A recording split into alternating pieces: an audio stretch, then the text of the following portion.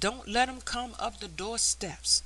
Sally's bringing the old mat and the duster to rub their shoes."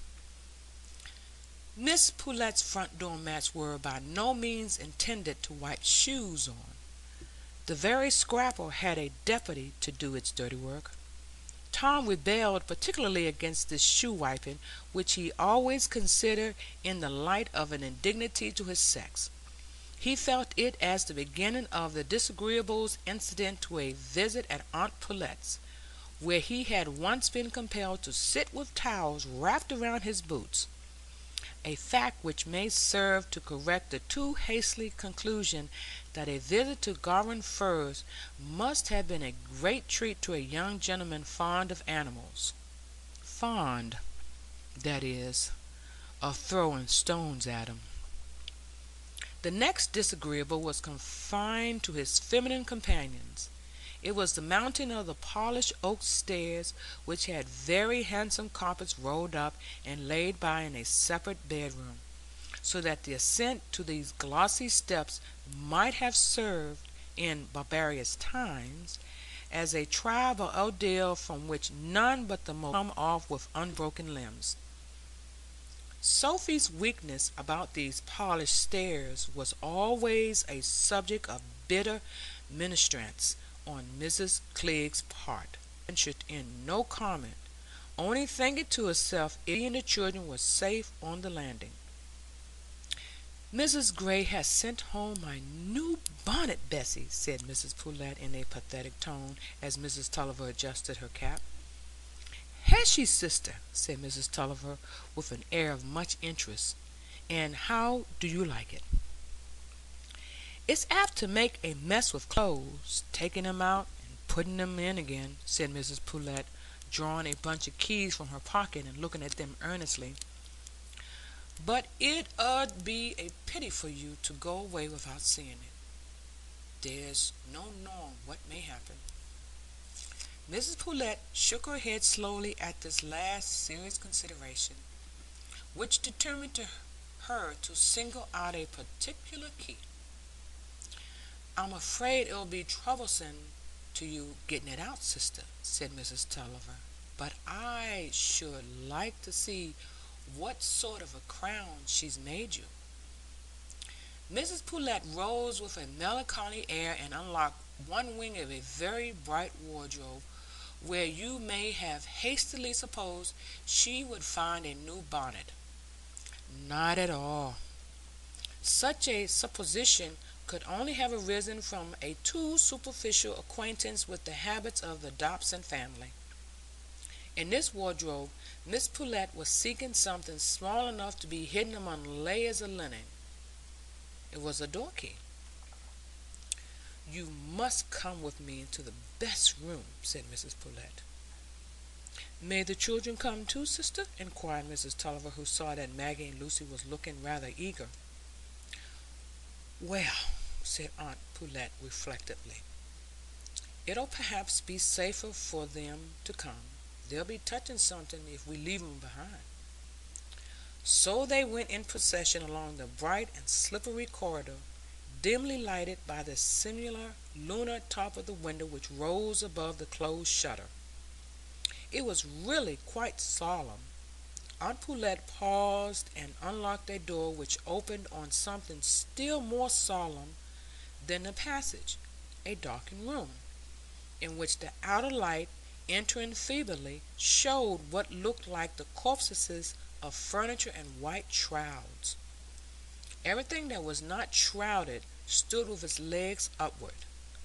Lucy laid hold of Maggie's frock, and Maggie's heart beat rapidly.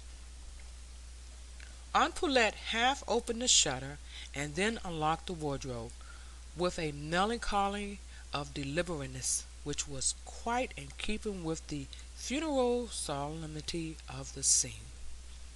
The delicious scent of rose leaves that issued from the wardrobe made the process of taking out sheet after sheet of silver paper quite pleasant to assist at, though the sight of the bonnet at last was an anticlimax to Maggie, who would have preferred something more strikingly preternatural.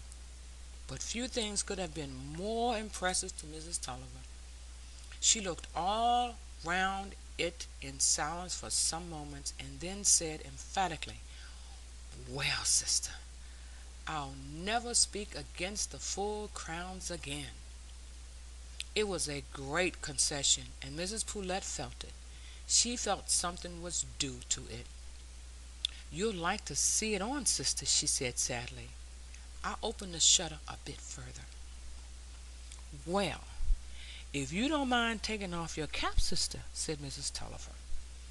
Mrs. Poulet took off her cap, displaying the brown silk scalp with a jutting promontory of curls, which was common to the more mature and judicious woman of those times, and placing the bonnet on her head, turned slowly round, like a dapper's lay figure, that Mrs. Tulliver might miss no point of view.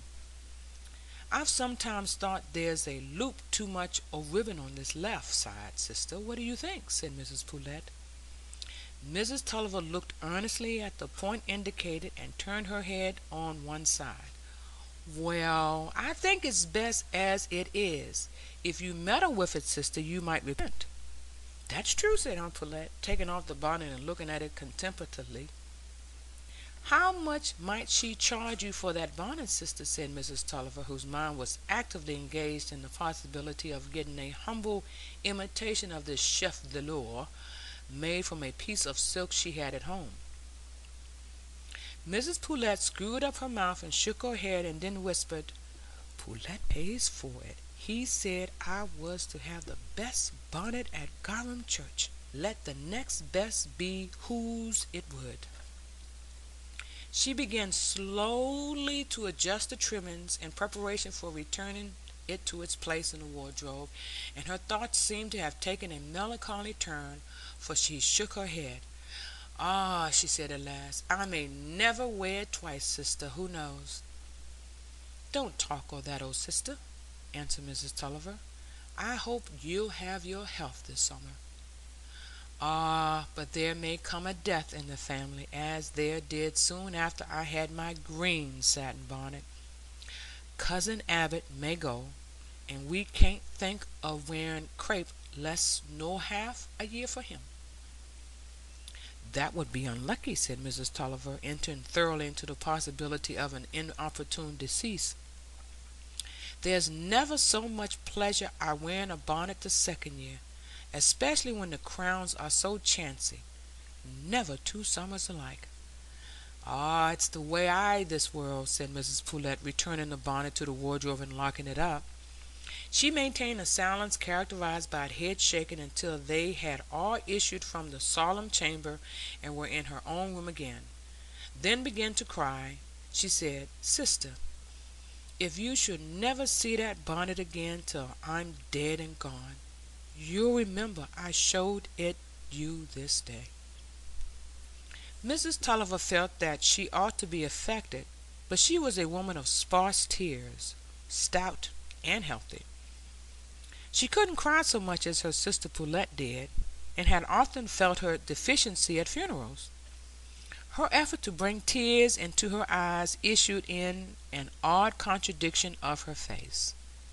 Maggie, looking attentively, felt that there was some painful mystery about her aunt's bonnet, which she was considered too young to understand, indignantly conscious, all the while, that she could have understood that, as well as everything else, if she had been taken into confidence. When they went down, Uncle Pullet observed with some acumen that he reckoned the missus had been showing her bonnet. That was what had made them so long upstairs. With Tom the interval had seemed still longer, for he had been seated in irksome constraint on the edge of a sofa directly opposite his Uncle Pullet, who regarded him with twinkling gray eyes, and occasionally addressed him as "young sir." "Well, young sir, what do you learn at school?"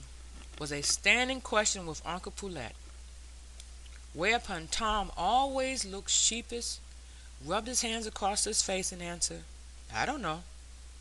It was altogether so embarrassing to be seated tete a tete with uncle Pullet that Tom could not even look at the